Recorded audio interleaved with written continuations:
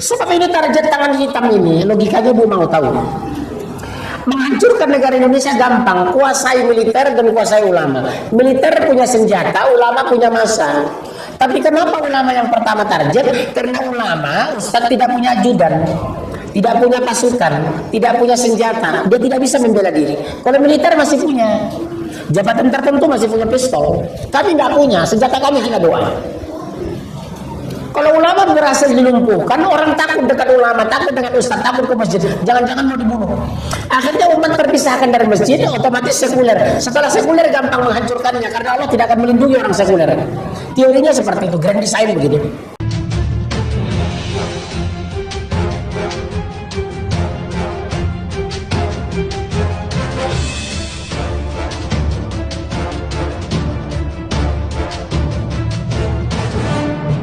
Dengan berkaitan dengan orang-orang tertipu dengan kehidupan dunia yang tadi dikala saat-saat umat Islam tadi ada ujian tadi, mereka diam aja, tapi dikala mereka orang Nasrani yang mungkin itu belum jelas, itu mereka berusaha untuk simpati. Nah, contoh gini, saya kasih informasi terkait dengan yang masalah terjadi di Jogja, Ustaz.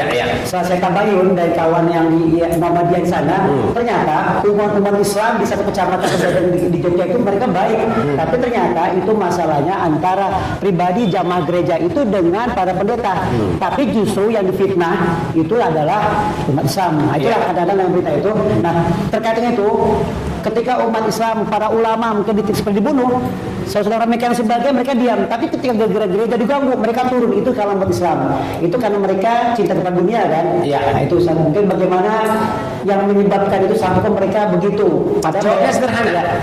Kenapa ada kesan keberpihakan negara kepada minoritas ketika mereka korban?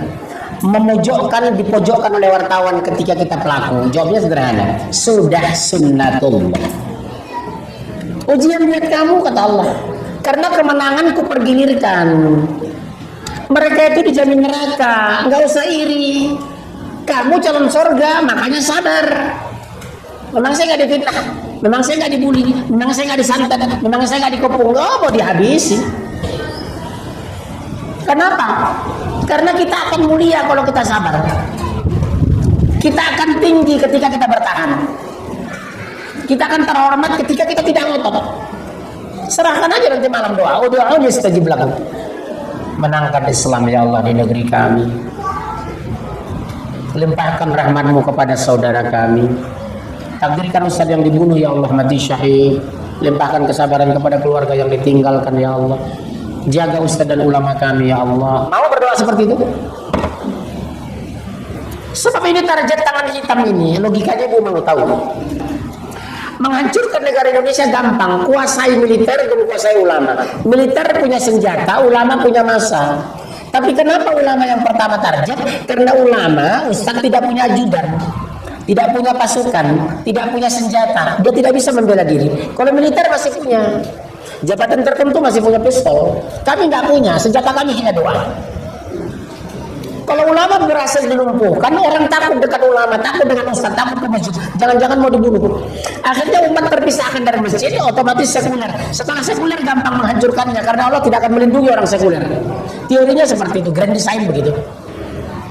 Makanya gampang kok, kuasai militer, hancurkan ulama. Militer punya senjata, ulama punya massa. Habis Indonesia. Ada grand design untuk menghancurkan Indonesia hari ini. Kalau kita tidak melakukan perlawanan, habis semua nanti ustaznya. Senjata ibu apa? Doa. Tahajud ibu berdoa, selamatkan kami Allah, jaga ulama kami Allah, muliakan mereka ya Allah, jadikan mereka benteng terakhir di negeri ini ya Allah. Persatukan militer kami ya Allah. Kalau militer sudah kompak, ulama sudah bersatu, siapapun kekuatan tidak akan bisa menghancurkan. Allahu Akbar. Militer dengan ulama bersatu, kita kompak, insya Allah. Karena militer punya senjata, ulama punya massa. Dan saya yakin militer kita masih kompak, masih solid. Tapi jangan ganggu mereka, jangan bunuh ulama. Betul ya?